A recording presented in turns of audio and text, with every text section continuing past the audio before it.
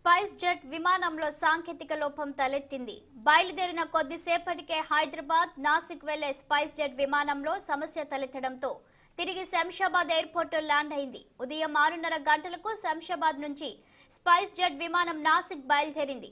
అరగంట తర్వాత తిరిగి శంషాబాద్లో ల్యాండ్ అయింది.